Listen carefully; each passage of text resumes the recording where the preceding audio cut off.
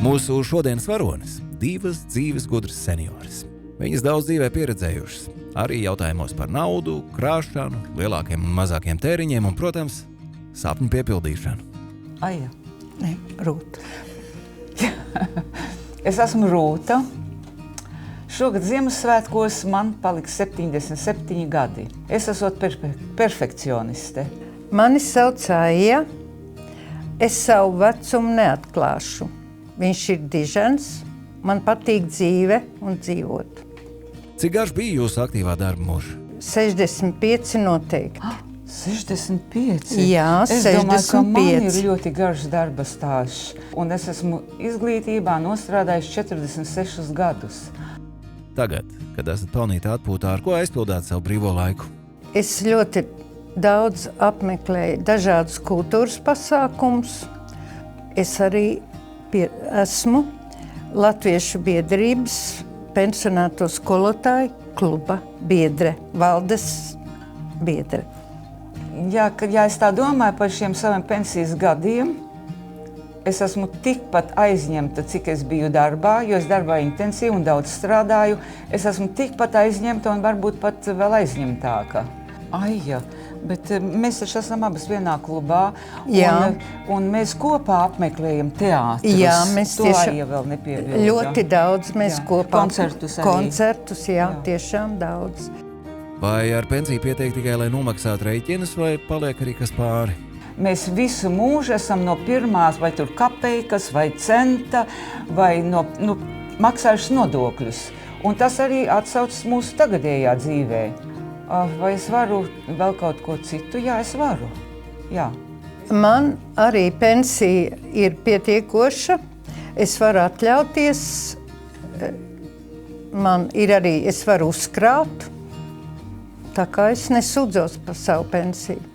Kas ir tās lietas, kas jūs iepriecina? Es labprāt ceļoju. Agrāk es varbūt vairāk devos ārpus Latvijas. Pēdējā laikā es vairāk apceļoju Latviju. Un Latvijā ir ļoti daudz skaistas vietas, kuras labprāt gribu redzēt. Paliek vai ne, tad ietaup citā vietā. Ja es gribu sev palutināt, tad es to atļaujos. Ar kādu raudzeni es atļaujos glāzt šampanīti, uzveicināt draudzenes vai draugus ciemos, ar pusdienām pacienāt. Laukos vienmēr sagaidu meitas ģimeni. Lūk, tie mazie tādi prieki, ka tu citam kaut ko labu dari. Tu arī pats no tā iegūsti. Tu pats arī sevi palutini. Tad. Parunāsim nedaudz par krāšanu. Jums noteikti ir liela pieredze arī šajos jautājumos. Vai un kam atliekat? Es atlieku naudu pašreiz nebaltām dienām, jo jārūpējās par veselību. Un līdz ar to tas ir pamats šobrīd.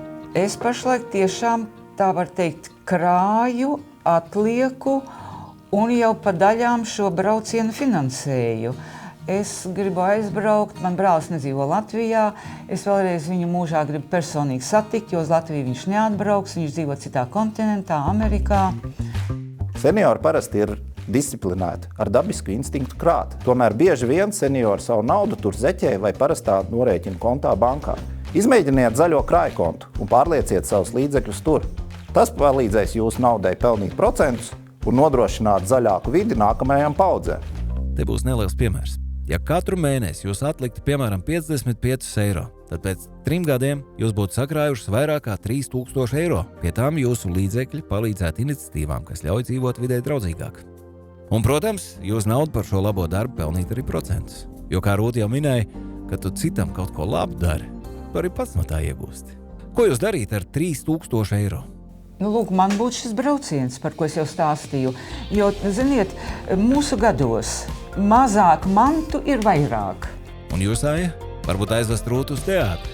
Tagad ir jāizvēlas tas, kas ir labs, kvalitatīvs teātra apmeklējums, lai izrādi būtu tev sagādāt prieku, Vecumdienas ir laiks sev. Uzkrāj ar zaļo krājkontu, palutini sev ikdienā un parūpējies par zaļāku vidi.